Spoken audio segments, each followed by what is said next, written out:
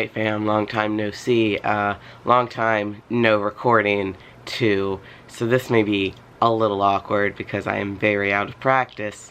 I'm in my new apartment, as you probably can tell, and my voice is probably deeper than the last time you heard it too, because I think the last time was like a couple of months ago and it has changed since then. So anyway, I am here to do a late mid-year freakout book tag. Wasn't gonna do this originally because of one of the answers that I had come up with, but I've come up with a different answer for that question, so it's all good. And I also just didn't want to film anything, but I figured I might as well. I realized that I've done it every year since I've been on BookTube, which is a lot.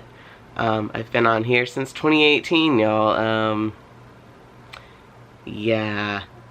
It simultaneously does feel like it's been that long and doesn't feel like it's been that long. Anyway.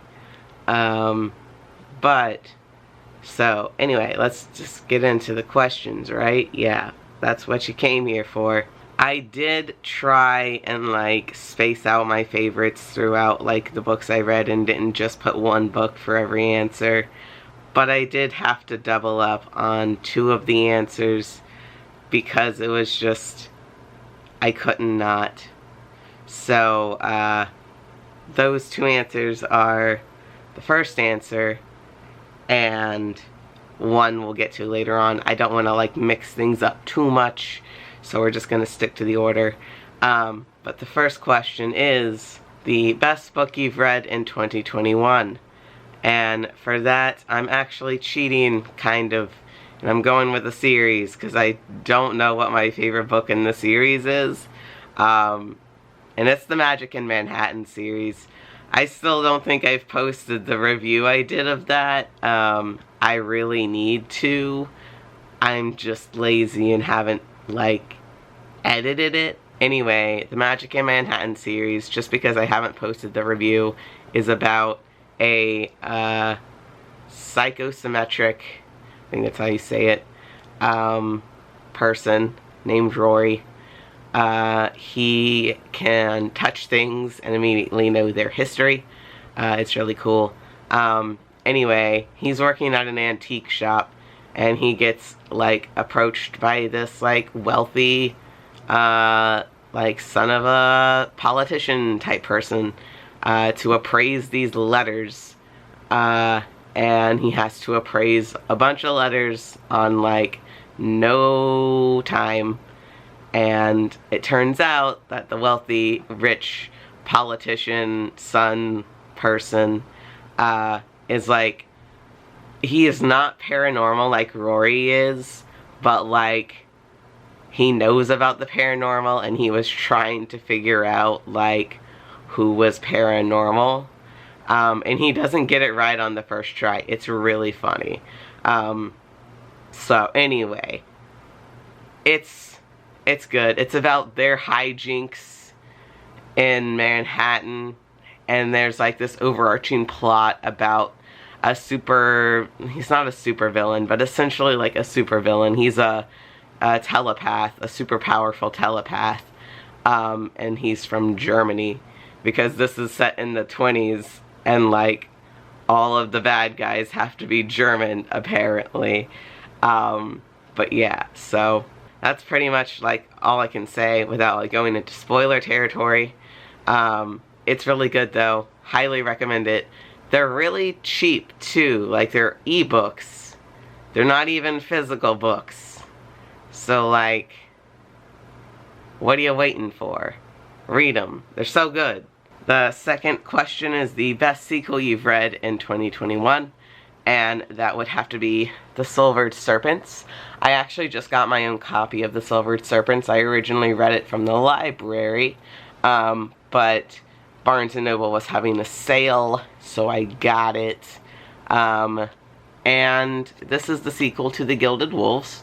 If you don't know what The Gilded Wolves is about, I don't know where you've been, but it's basically about this group of friends who are in like 19th century France, and they are going on a heist to like recover artifacts from this mysterious secret society type of thing called the Order of Babel, who are seeking to recreate the Tower of Babel.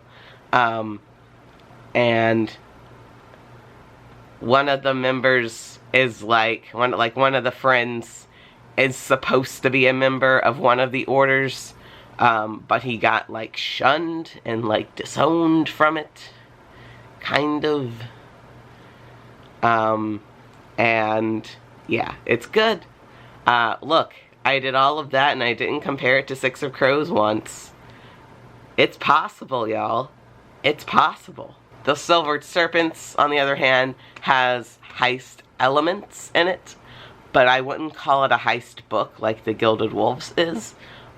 This more focuses on the Order of Babel stuff, and it goes deep into the lore of that, and they're trying to find out more from like what they learned in the first book, and so it's really not, it's not a Six of Crows ripoff, guys.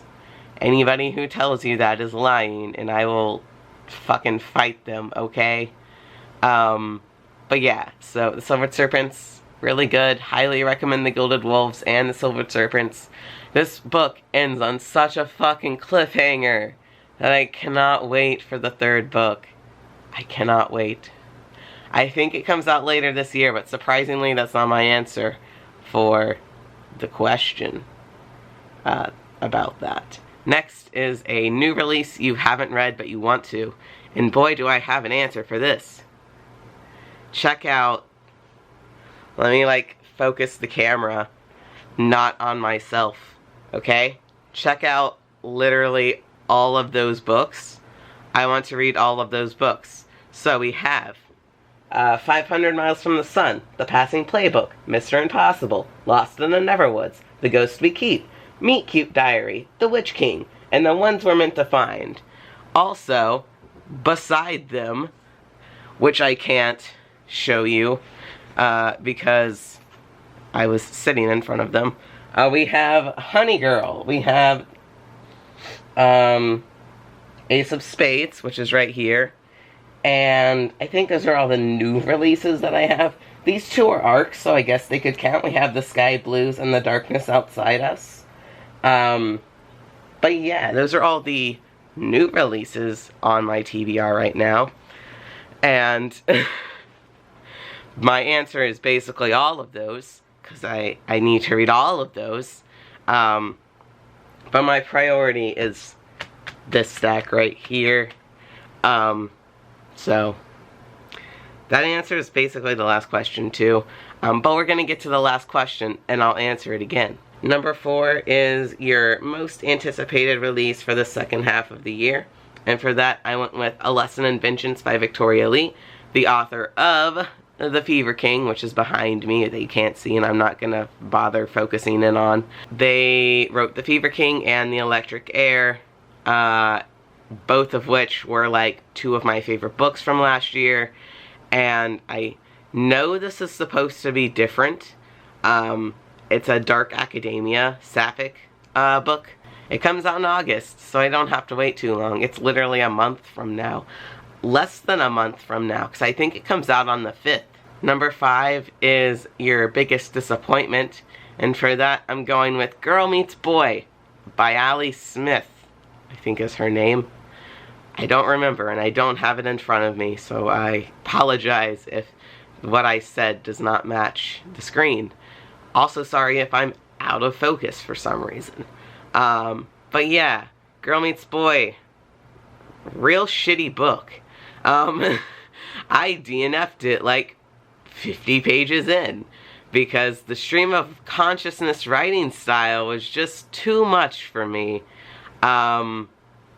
Like, it wasn't it. It was supposed to be an Iphis, and I think it's Iadne. I think that's the other person's name. Yeah, it was supposed to be a myth-like retelling, And it was just about bottled water, from what I could gather. And it was so dumb. I did not like it at all. It was such a disappointment. Number 6 is Biggest Surprise, and this is where I had to double up on my love for the Magic in Manhattan series. I put Spellbound down for my, like, official answer, because that's the first book. But honestly, all of them were surprising, because I didn't expect to love all of them as much as I loved all of them. So anyway, go read Spellbound, and you will see that it's amazing, and then you'll want to read the other two. So, I'm not going to talk about it forever now, because I talked about it forever during the first question, so there you go. This is just your friendly reminder to go read the Magic in Manhattan series. Number 7 is your favorite author, or your newest favorite author, and that could be new to you or a debut, and for that I'm going with Natalie Hayes, who wrote 1,000 Ships. I am going with Natalie Hayes because the writing style in 1,000 Ships is phenomenal. It reminds me a lot of Madeline Miller, which y'all know I'm a slut for Madeline Miller's writing style. So I love the writing style in 1,000 Ships, and I really want to read her other works. I know she has at least, like, I want to say 2 other books. Yeah, she has, doesn't say in the author thing, but I know she has another book called The Children of Jocasta, which I believe is about, Oedipus, and, like, that whole myth. And I think she has another one called, like, Pandora's Jar, I think. Maybe. I'm not sure. I think it's about Pandora, but I'm not completely positive. Anyway, she wrote 1,000 Ships, and it was really good, and I really want to read more of her work. That's really all I needed to say. But, alas, I said more. Number 8 is Newest Fictional Crush. So, for this question, I am going with 2 characters that I ship more together than I ship with myself, because we're out here, we ace, we A-Rospec, we don't really ship characters with ourselves anymore. It's kind of weird. So, I'm going with 2 characters that I ship together, and that would be Talzian, or Tal, and Athlin from In Deeper Waters. This book is adorable. I love them so much, and they deserve the world. It was so good. The slow burn romance in this was fantastic, even though it wasn't, I don't know how to explain it, because, like, it is a slow burn, because, like, it's not, like, official until, like, towards the end, but, like, there's a bunch of things that happen, like, in the middle that, like, would consider it maybe not quite as a slow burn as you would think, but, like, it's still good. It's still so good. I love it so much, and you should read it if you haven't. It's pretty short, actually. It took me forever to read, but that was just because I was in a reading slump. So, anyway, In Deeper Waters, very good. Number 9 is your newest favorite fictional character, and there were so many, and I may have chosen one that I've already talked about, and I just realized that I chose him, and I've already talked about him. But it's Rory from the Magic in Manhattan series. I could have sworn I only thought I doubled up with the Magic in Manhattan series twice, you know, with those 2 questions. But apparently I didn't, because I wrote down Rory for the Magic in Manhattan series for my answer for this question, and I can't think of another one, so that's what we're going with. So he's a precious being, but he's also, like, really fucking powerful. Like, he is so good. I love him so much, and his character development in the series is like fantastic. Like, oh my god, I just love him so much. So I had to pick him. I'm sorry, y'all. The Magic in Manhattan series is great. What can I say? Anyway, I think that's the last time I mention it, so you don't have to hear about it again. Number 10 is a book that made you cry, and I haven't actually read any books that have made me cry this year.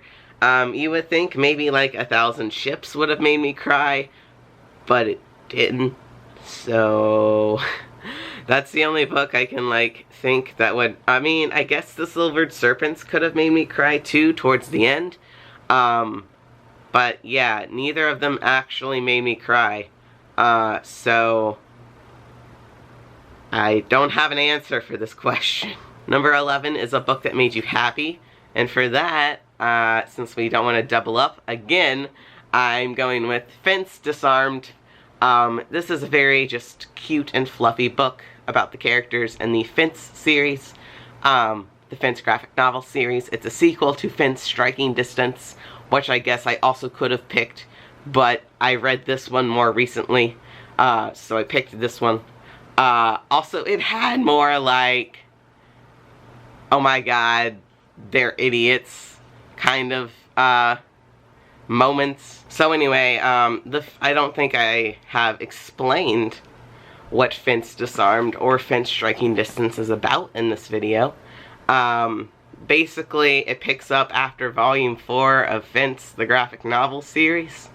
And in this one specifically, they go to a training camp in France.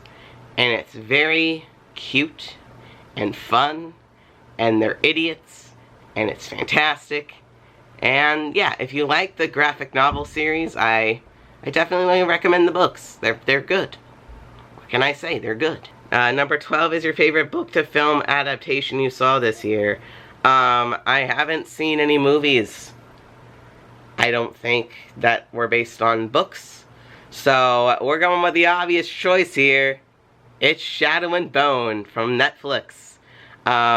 This was fantastic. And even though I haven't read the Shadow and Bone books, I have read Six of Crows, and the Six of Crows characters are in the Shadow and Bone Netflix series. So I can say that it counts. And I mean, it counts anyway, because I don't think a requirement to like a book adaptation is to have read the book.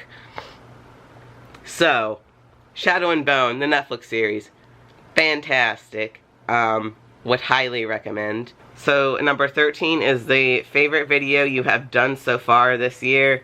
Technically, I filmed this video last year, I think, but I uploaded it this year, so I'm counting it. And it's, if you liked this mug, read this book. I will put a link to it in the cards above me somewhere. I'm not gonna bother pointing and making a fool of myself. So, yeah, go watch it if you want some cool book recommendation based on mugs. I had fun making it, and I think it's a really good video, so you won't catch me saying that about my videos too often, but I really do think that's a good video. It's really creative, and like, nobody else has done something like it that I can see, so, you know, it's a win in my book. Number 14 is the most beautiful book you've bought so far this year or received, and for that I'm actually going with a book that is not beautiful until you turn the dust jacket around. Mr. Impossible. So, look at this. This is a hideous cover, right? We don't like this cover at all. But, since I got the Owl Crate copy, we have this lovely art on the inside. It's not super beautiful by any means, but like, I don't know, I think it's really cool, and it makes an otherwise very not beautiful book. Beautiful. So that's why I picked it. Also, I couldn't decide between the other books that I have. Like, they're all good, but I figured since this was like a special edition, I was like, I'll just go with that one. So anyway, Mr. Impossible for that question. And 15, what books do you need to read by the end of the year? As I was saying, all of these books. So once again, we have 1500 Miles from the Sun, The Passing Playbook, Mr. Impossible, Lost in the Neverwoods, The Ghosts We Keep, Meet Cute Diary, The Witch King, The Ones We're Meant to Find. We have Honey Girl. We also have The Sky Blues. We also have The Darkness Outside Us. And, I mean, I would like to read the other books this year too, but I don't think that's going to happen. And I want to focus on these. So, those books are books that I would like to read by the end of the year. We're in quite the pickle. We did not do very well in June. We're not doing very well in July. But it's fine. It's fine. So anyway, I appreciate it if you stuck around through this long-ass video, because I rambled so much. And comment question of the day is, what is your favorite book that you've read so far in 2021? Yeah.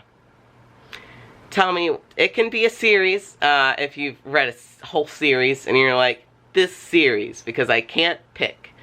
So yeah, I'll allow you to cheat. But yeah, just what is the favorite book you've read so far this year? And emoji-wise, leave me, like, either a magic emoji, like a crystal ball, or like, I don't know, I can't think of another magic emoji, or like a skyscraper emoji for the Magic in Manhattan series. So you can either leave like a magic, like crystal ball, or you can leave a skyscraper for Manhattan. It's Magic in Manhattan. Wow, you could even leave both if you wanted to. But yeah, so thank you for watching. I hope you enjoyed this video, and I will see you in the next one.